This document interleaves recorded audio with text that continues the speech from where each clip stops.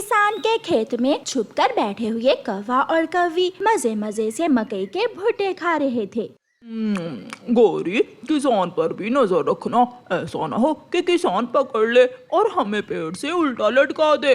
कालू चुप कर जा, मेरा मजाक खराब ना करो, किसान अभी नहीं आएगा। कौवे जी भरकर मकई के भुट्टे खाते हैं और जाते समय 2-4 भुट्टे साथ भी ले जाते हैं।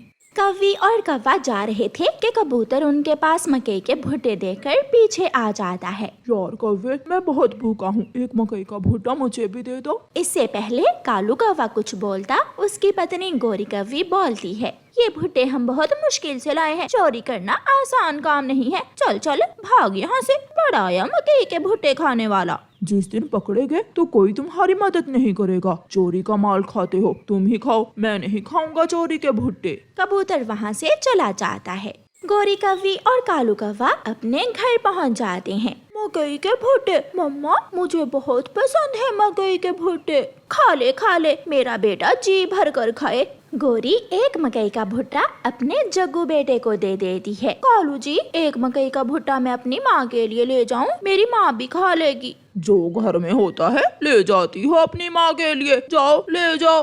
माँ भी तो हमारे लिए लड्डू बना कर लाती है, साल में एक बार, और भोजन लेती है सारा साल।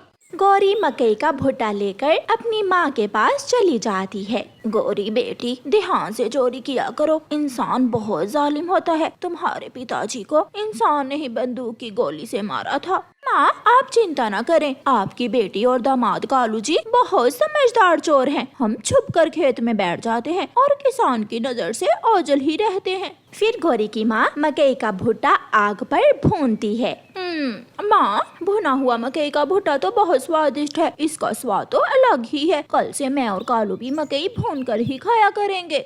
शाम को जब गौरी कौवी अपने घर जाती है तो बहुत खुश थी। कालू जी, माँ जी से एक नया तरीका सीख कर आई हूँ मैं। क्या? मुझे भी बताओ। हम कल मकई के भुट्टे आग पर भून कर खाएंगे, फिर देखना कितना मजा आएगा, तुम अपने पंख चाटते रह जाओगे।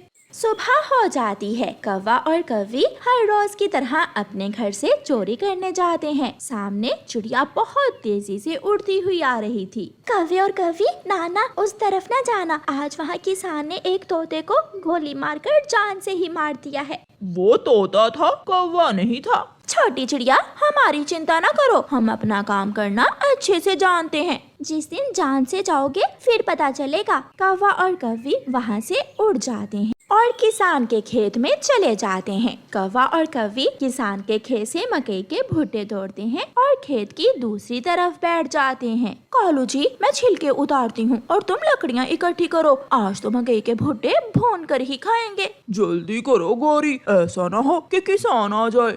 कौवा और कौवी आग जलाते हैं और मकई के भुट्टे भूनना शुरू कर देते हैं।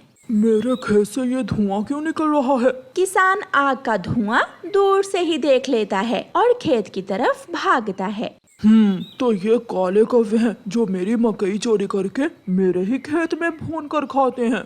किसान बंदूक लेकर आता है और निशाना बनाता है। गोली सीधी जाकर गोरी कौवी के पंख पर लगती है। कालू, कालू मुझे बचाओ, मुझे बचाओ। लेकिन कालू कौवा तो उड़कर साथ वाले पेड़ पर बैठ जाता है और गोरी कौवी अपनी जान से जाती है। शाम के बाद कालू कौवा अकेला ही जंगल की तरफ जाता है। कालू भैया, गोरी कहाँ है? मर गई चिड़िया, गौरी को किसान ने बंदूक की गोली से मार दिया। अगर हमने सुबह तुम्हारी बात मानी होती तो आज मेरी गौरी पत्नी जी जान से ना जाती। कौवे भैया, इसीलिए तो कहते हैं कि लालच बुरी बला है।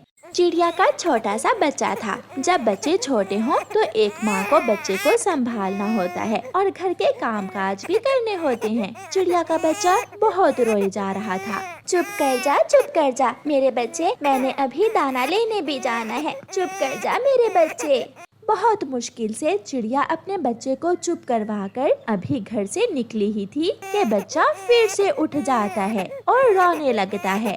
माँ बेचारी फिर से घर में वापस आती है और फिर से उसे अपने गले से लगाकर सुलाने लगती है। एक दिन चिड़िया भोजन की खोज करते करते इंसानों की बस्ती की तरफ निकल जाती है। किसान के घर में जाकर चिड़िया एक पेड़ पर बैठ जाती है। किसान की पत्नी का बेटा रो रहा था। किसान की पत्नी जल्दी से बच्चे के मुंह में निप्पल देती है। बच्चा चुप कर जाता है और किसान की पत्नी फिर से अपने काम में मगन हो जाती है। ये सब देखकर चिड़िया बहुत हैरान होती है और वो किसान की पत्नी के पास जाती है। माँ जी, आपकी तरह मेरा भी एक छोटा सा बच्चा है जो बहुत रोता है। मैं बहुत मुश्किल से दाना लेने आती हूँ। चिड़िया, तुम भी मेरी तरह अपने बच्चे को निप्पल दे दिया करो। ऐसे बच्चा अपनी माँ को अपने पास ही समझता है और चुप कर जाता है। मगर मेरे पास तो ऐसी कोई चीज नहीं है माँ जी। ठीक है, मैं तुम्हें एक नई निप्पल दे देती हूँ, तुम वो ले जाओ, इससे तुम्हारा काम आसान हो जाएगा। फिर किसान की पत्नी चिड़िया को निप्पल दे देती है और चिड़िया खुशी खुशी जंगल वापस चली जाती है। चिड़िया का बच्चा रो रहा था। चिड़िया जैसे ही वो निप्पल अपने छोटे से बच्चे के मुंह में देती है, वो तुरंत चुप कर जाता है और खेलने लगता है। मेरा काम तो बहुत आसान हो गया, अब मुझे कोई चिंता नहीं है, मैं आराम से दाना लेने जा सकूंगी। फिर उस दिन के बाद चिड़िया का जब जी चाहता निश्चिंत होकर दाना लेने चली जाती।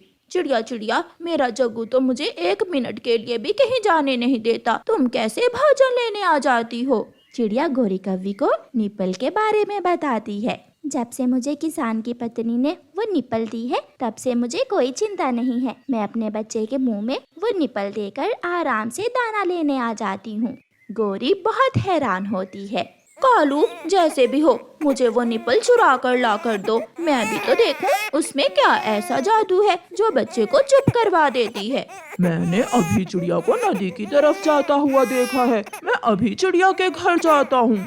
कालू कौवा तुरंत घर से निकलता है और चिड़िया के घर चला जाता है। कालू कौवा चिड़िया के बच्चे के मुंह से निप्पल निकाल लेता है। बच्चा रोने लगता है, मगर कालू जल्दी से वहाँ से भाग जाता है। चिड़िया जब घर आती है तो बच्चा रो रहा था। मेरे बच्चे की निप्पल कहाँ गई? मैं तो अपने बच्चे के मुंह में निप्पल देकर गई थी। चिड़िया परेशान हो जाती है। उधर गोरी कव्वी ने वो निप्पल अपने जग्गू के मुंह में दे दी थी, जो निप्पल मुंह में लिए आराम से खेल रहा था। ऐसे गोरी बहुत खुश होती है। गोरी कव्वी तो अब अपने बेटे के मुंह में वो निप्पल देकर सारा दिन आवारा फिरने लगी। गोरी कव्वी परवाह न करती, ऐसे ही मक्खियों से भरी हुई, कीटाणुओं से भरी हुई निप्पल वो जग्गू के मुंह में देती और सैर सपाटे करने निकल जाती। फिर एक दिन गोरी कव्वी का बेटा बीमार हो जाता है। गोरी बहुत परेशान हो जाती है। वो अपने बेटे को लेकर बुलबुल के पास जाती है। क्या तुम अपने बेटे को निप्पल देती हो? हाँ बुलबुल, क्या करूँ, ऐसे तो मेरा जग्गू बहुत रोता है और मुझे बहुत तंग करता है।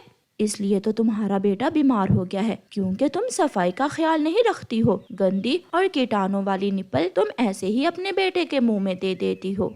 फिर गोरी को समझ आती है कि उसने ये सब बहुत बुरा किया। वो अपने बेटे की दवा लेती है और घर आ जाती है।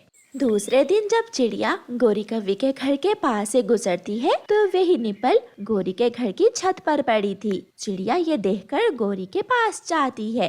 गोरी, मेरे बच्चे की निप्पल तुम्हारे घर की छत पर कैसे आई? चिड़िया, मेरा कालू पति जी तुम्हारे घर से ही चुरा कर लाया था, मगर मेरा बेटा तो उससे बीमार हो गया। मैं बहुत शर्मिंदा हूँ, क्योंकि वो चीज मुझे इस्तेमाल ही नहीं करनी आई थी। गोरी, एक तो चोरी करना बुरी बात है, और दूसरा जब भी कोई चीज इस्तेमाल करो उसे अच्छे से धो लो ताकि कीटाणु साफ हो जाए।